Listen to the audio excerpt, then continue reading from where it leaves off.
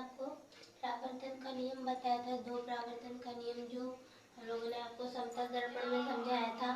आज हम लोग आपको गोलीय दर्पण में जो दो दर्पण होते हैं, अवतल और उत्तल, उस दर्पण के बारे में बताएंगे। देखिए, ये गोलीय दर्पण है, ये मतलब एक गोलीय कांच है जिसको बीच से काटा गया है इसके केंद्र से, और दो दर्पण बनाए गए, एक के बाहर की तरफ पेंट करके, एक को अंदर की तरफ पेंट करके। इसको बाहर की तरफ पेंट करके अंदर की तरफ इसका परावर्तक पृष्ठ है, उसको अवतल कहते हैं। जिसका अंदर की तरफ पेंट करके बाहर की तरफ उसका परावर्तन पृष्ठ है, उसको उत्तल कहते हैं। देखिए, यहाँ पे दोनों दर्पण हम लोग अलग अलग कर दिए हैं। जिसके अंदर काई की हुई है, यानी काई का मतलब है कि पेंट किसी भी धातु से एजी से कर सकते हैं, चाहे जेडन से कर सकते हैं पेंट। तो उसमें एजी या जेडन से पेंट करने पर अगर अंदर की तरफ उसमें पेंट है, बाहर की तरफ उसका परावर्तक पृष्ठ है, तो इसका मतलब है वो उत्तल दर्पण है। और अगर अंदर की तरफ परावर्तक पृष्ठ है, बाहर की तरफ पेंट है, तो उसका मतलब है कि वो अवतल दर्पण है। देखिए, और दर्पण में क्या होता है, मान लीजिए ये दर्पण है और इसमें जो ना काल्पनिक मध्य से जाने वाली रेखा होती है उसको मुख्य अक्ष बोला जाता है, और मुख्य अक्ष पर फोकस केंद्र होता है, और एक वक्रता केंद्र होता है, एक वक्रता त्रिज्या होती है। वक्रता त्रिज्या के केंद्र को ही वक्रता केंद्र कहते हैं। वक्रता त्रिज्या उस त्रिज्या को कहते हैं जिसका गोलीय दर्पण होता है, उस गोले की त्रिज्या यानी उस गोले के केंद्र को ही वक्रता केंद्र कहा जाता है। और ये जो मिरर है उसके जो बीच से जहाँ से मुख्य अक्ष गुजरती है उस मध्य बिंदु को P यानी ध्रुव बोला जाता है। यही है दर्पण। अब हम आपको बताएंगे कि अवतल दर्पण क्या है, उसकी स्थितियों के बारे में, कि उससे प्रतिबिंब कैसे कैसे बनता है। इसका डेफिनेशन इसको नोट्स में तैयार कर लीजिए। और ये देखिए, ये अवतल दर्पण है, ये उत्तल दर्पण है। इसमें ये किरण आपतित हो रही है और परावर्तित हो रही है, ये भी किरण आपतित हो रही है और परावर्तित हो रही है। गोलीय दर्पण, ऐसा दर्पण जिसका परावर्तक पृष्ठ गोलीय होता है वह गोलीय दर्पण कहलाता है। इसके दो प्रकार होते हैं, अवतल दर्पण और उत्तल दर्पण। इसका नोट्स आप बना लीजिए, तब हम आपको अवतल दर्पण की स्थितियां बताते हैं कि उसमें प्रतिबिंब कहाँ होगा तो कैसा प्रतिबिंब बनेगा।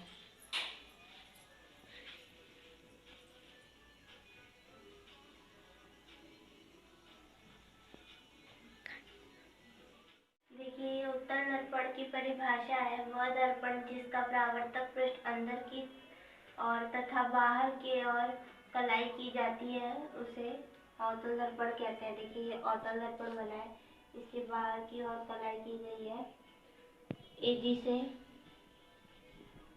एजी और जिंक से जेडन। एजी और जिंक का मतलब, एजी का मतलब होता है चांदी और जेडन का मतलब होता है जिंक। तो इसको इससे कढ़ाई की गई है यानी पेंट किया गया है, और इसके मध्य से जाने वाली एक आभासी रेखा को मुख्य अक्ष कहा जाता है, जो ध्रुव को मिलाती है, और जो ध्रुव को मिलाती है उसी पर स्थित होता है P यानी ध्रुव। और फिर आगे चल के जहाँ पे किरण आपतित होती है उसको बोलते हैं फोकस केंद्र, और एक होता है वक्रता केंद्र, जहाँ पर उस गोलीय कांच का जो केंद्र होता है उसी को वक्रता केंद्र यानी वक्रता त्रिज्या कहा जाता है। ये अवतल दर्पण है, इसका फिगर सहित इसको नोट्स में कंप्लीट करें। फिर इसकी 6 स्थितियों के बारे में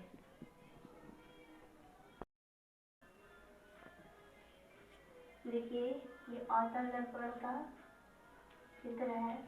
इसमें वस्तु की स्थिति को हम बताते हैं। वस्तु की इसमें स्थिति कुल 6 स्थितियां बनती है, जिसमें से 5 होती हैं ऋणात्मक यानी वास्तविक,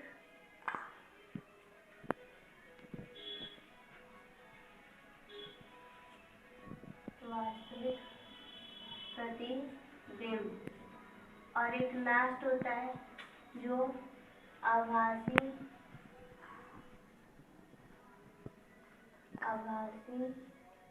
प्रतिबिंब होता है। इसमें 5 स्थिति वास्तविक प्रतिबिंब की और 1 स्थिति आभासी प्रतिबिंब की बनती है, यानी कुल 6 स्थिति बनती है। तो देखिए, इस तरफ हम लोगों का प्लस है, इस तरफ हम लोगों का माइनस है, यहाँ नीचे माइनस है, यहाँ नीचे प्लस। ठीक, यही है। इसमें हम लोग आपको प्रतिबिंब बताते हैं कैसे बनेगा। पहले एक प्रतिबिंब होगा अनंत दूरी पर यानी इनफाइनाइट दूरी पर, फिर इनफाइनाइट और सी यानी वक्रता केंद्र के मध्य होगा वस्तु, यहाँ पर एक एकदम अनंत में जहाँ से कोई पता नहीं, और एक अनंत और वक्रता केंद्र के मध्य बनेगा। पहला स्टेप यहाँ, दूसरा स्टेप यहाँ, और फिर वक्रता केंद्र और वक्रता केंद्र पर बनेगा 3, और फिर इन दोनों के मध्य बनेगा वक्रता केंद्र और फोकस दूरी के मध्य, ये बना 4, और फिर फोकस दूरी पर बनेगा ये 5, और फोकस दूरी और ध्रुव के बीच में एक बनेगा जिसको छठी स्थिति बताई जाएगी। ये हम लोग की वस्तु की स्थिति है, एक अनंत दूरी पे, एक अनंत और वक्रता केंद्र के मध्य, एक वक्रता केंद्र पर और एक वक्रता केंद्र और फोकस दूरी के मध्य, एक फोकस दूरी पर और एक फोकस दूरी और ध्रुव के मध्य बनेगा। अच्छा प्रतिबिंब बनता है जिसमें लास्ट वाला आभासी होता है और पहले के 5 वास्तविक और बड़े प्रतिबिंब होते हैं। और ये आभासी भी बड़ा होता है, परंतु ये सीधा बनता है, ये सब उल्टे बनते हैं। तो चलिए हम आपको पहला बता देते हैं कि प्रतिबिंब पहला अनंत दूरी पर अगर वस्तु है तो उसका प्रतिबिंब कैसा बनता है।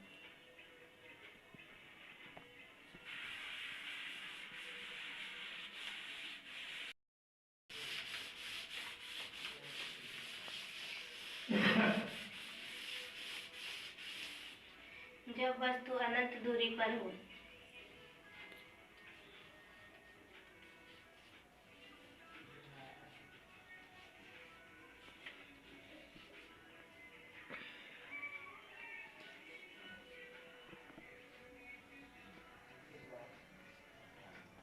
बंद करना। देखिए अब हम आपको उसकी पहली स्थिति का वर्णन करते हैं जब वस्तु को अनंत दूरी यानी इनफाइनाइट दूरी पर रखा जाएगा तब।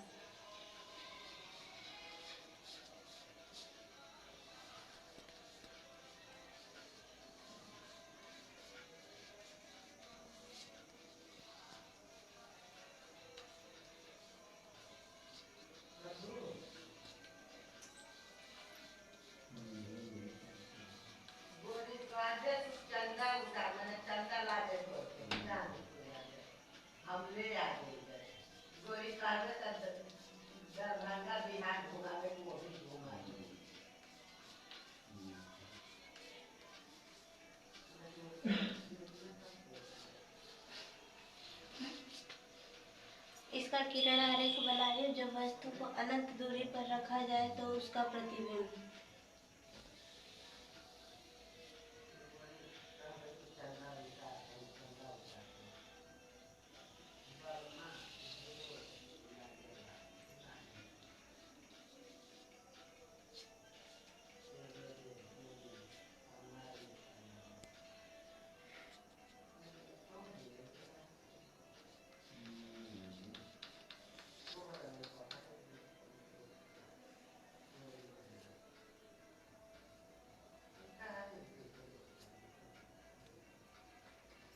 देखिए ये हम लोगों का दर्पण है, अवतल दर्पण।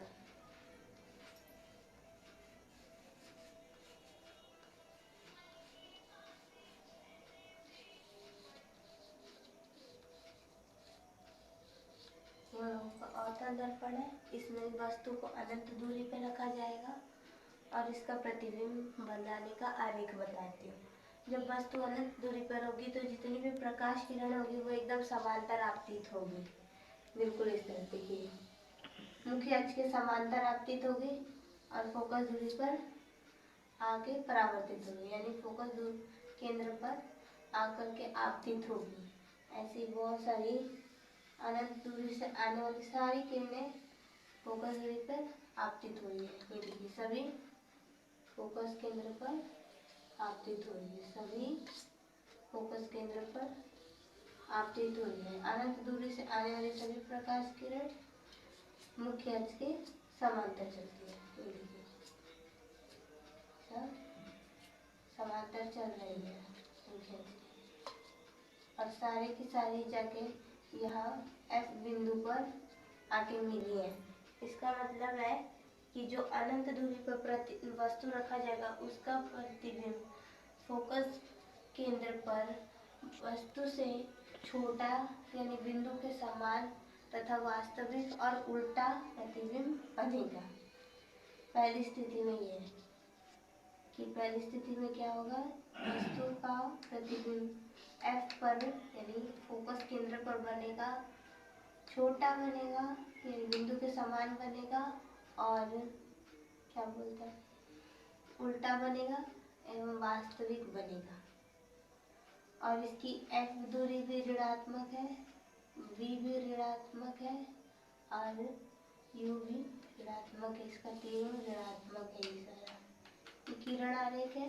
अब मैं आपको किरण आरेख फिर से बनवा देती हूँ और उसके बाद इसका लिख देती हूँ कि इसको दर्शाना कैसे है, दर्शा करके इसको लिखना कैसे है। ये दूसरा स्टेप है। मैंने आपको बता दिया किरण आरेख कैसे बनेगा। तो इसमें मुख्य अक्ष की एकदम समांतर किरणें जाएगी और परावर्तित होके फोकस केंद्र पर परावर्तित होगी। चलिए अब मैं आपको इसका लिख देती हूँ सारा डेफिनेशन।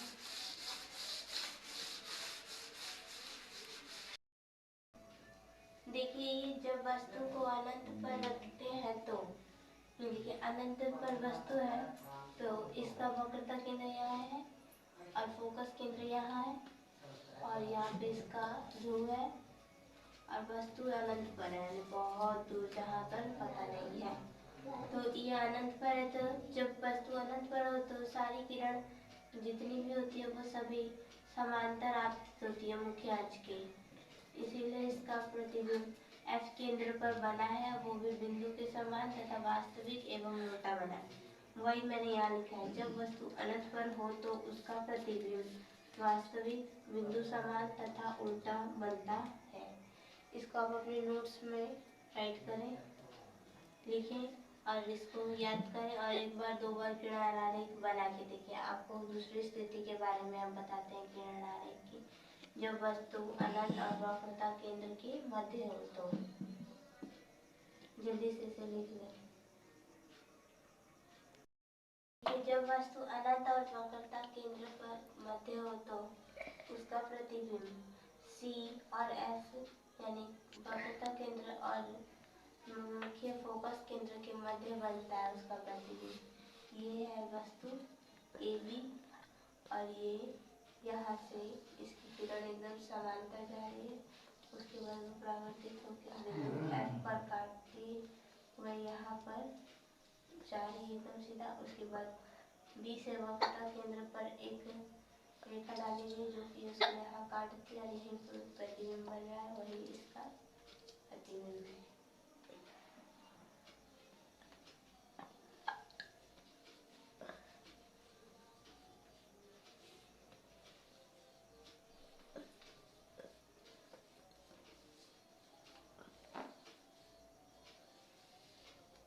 इसका प्रतिबिंब वास्तविक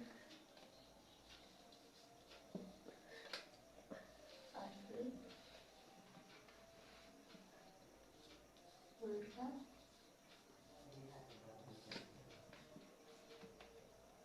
तथा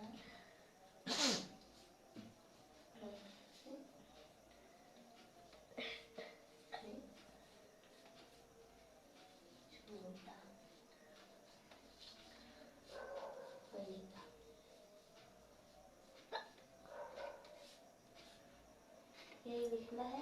इसके नीचे इसे बनाने के बाद देखिए मैंने इसको लिख दिया। इसे आप अपनी कॉपी में बना के और इसे लिख लीजिए और किरण आरेख कई बार बनाइए। जब इसका प्रतिबिंब जब वस्तु अनंत और C के मध्य हो तो इसका प्रतिबिंब वास्तविक उल्टा तथा वस्तु से छोटा बनता है और C और F के मध्य बनता है। C F के